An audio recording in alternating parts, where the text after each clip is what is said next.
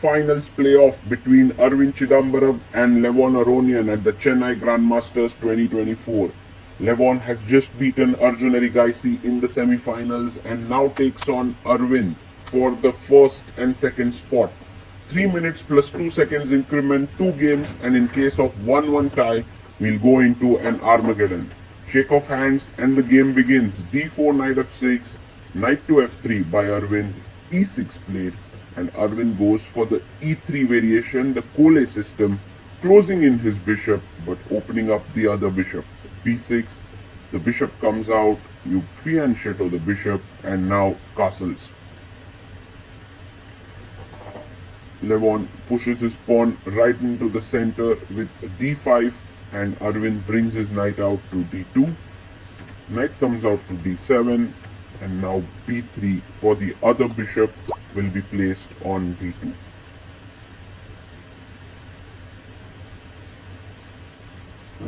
Where will Levon play next? He goes knight e4, and Aravindh quickly plays his bishop to b2. The main idea of Aravindh is to have quick development, maybe c4 followed by queen c2, and he's already putting a lot of pressure on Aronian on the clock. He has 2 minutes 30 seconds and Aravindh has his full 3 minutes. Bishop comes out to d6 and c4 is played. Levon quickly castles.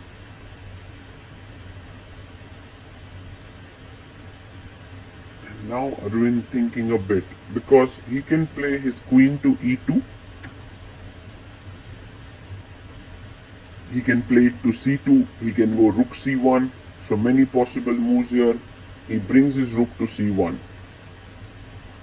2 minutes 42 seconds for Aravindh, 2 minutes 20 seconds for Levon. a5 is played. Maybe at some point he wants to break through with the idea of a4.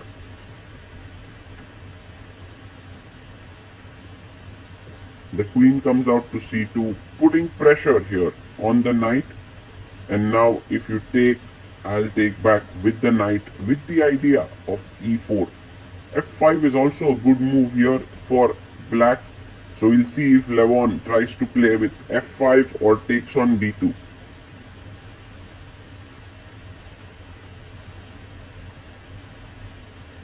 Well, he's thinking here, and this is the thing about Levon. He takes his time in the opening and then speeds up later. So here knight takes knight. Well, if you take with the queen here, the problem is after d takes c4, he can take the knight. So knight takes is much better. But now queen h4. He plays h6 instead, which is slightly passive. And Aravindh breaks in the center with e4. Now de4 is one option. There's also a possibility to push c5 and really make the game fully complicated. What will be Levon's choice? Because after c5 you also have e5, but in this case takes on e4.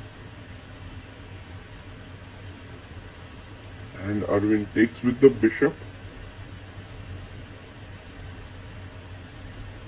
If queen comes to h4, in order to threaten a mate, we have the move g3.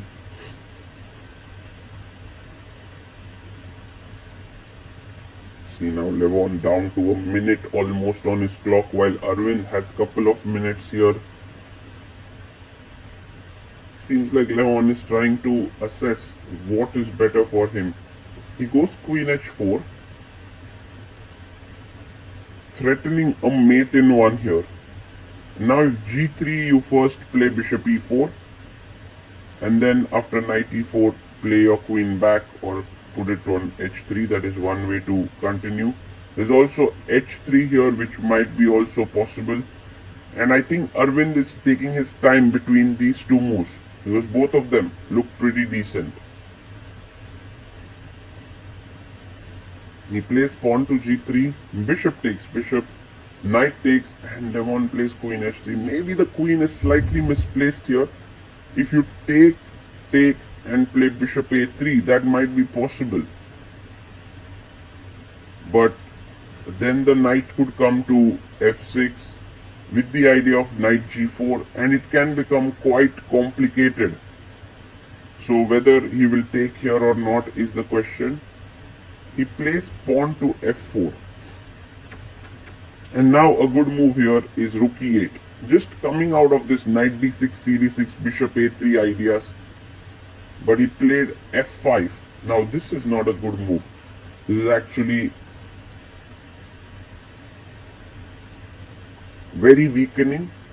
And Aravindh can actually take now and play the bishop a3 idea. That would be very strong. Will he be able to find it is the question. Yes, he does. Takes, bishop to a3, attacking the pawn on d6. He goes knight to f6, takes the pawn, rook f d8. And now the bishop will sit very strongly on the e5 square. Aravindh is a pawn up and he's played really well. Knight to g4, threatening a fork here. Have to be careful, maybe queen e2 makes a lot of sense. Just bringing the queen on that central square. Yes, he does, queen e2. And now rook a8. Aravindh playing really strong chess here. And pushes his pawn to a4, stopping all the queenside counterplay of black. And Levon has 43 seconds. Aravindh has 39. Rook ae1. And at some point the d5 break will be coming in. He goes rook c6, d5, bring the bishop back and then enter in is the idea.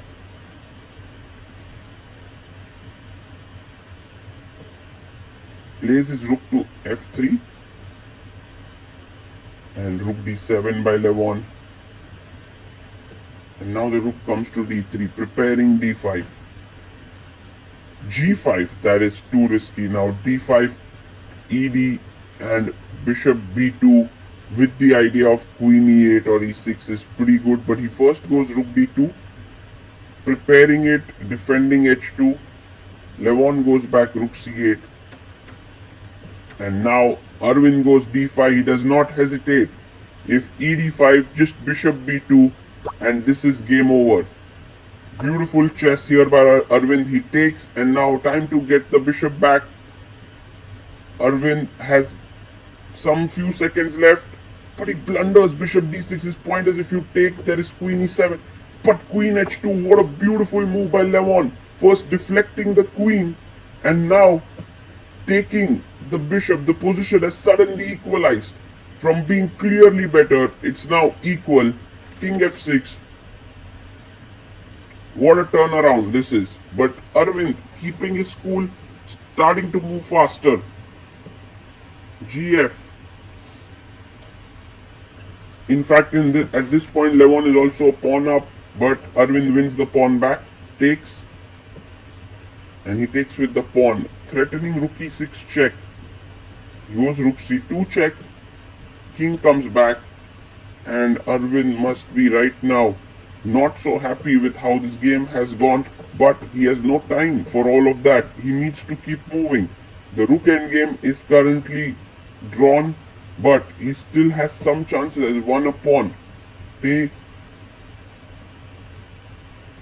now white has 2 pawns against black's 1 pawn.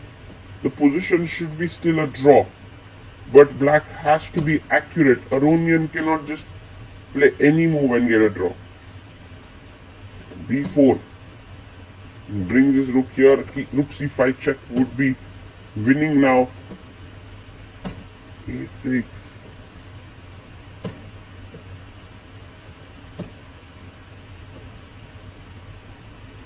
And now king e2. The 2 pawns are very strong. In fact, now Aravindh is completely winning. He puts his rook here. And now rook f7. King b8 should be a draw now. Last move was a mistake, but a7 comes in. And Levon resigns now because check and queen would happen, or b6, b7. And Aravindh wins this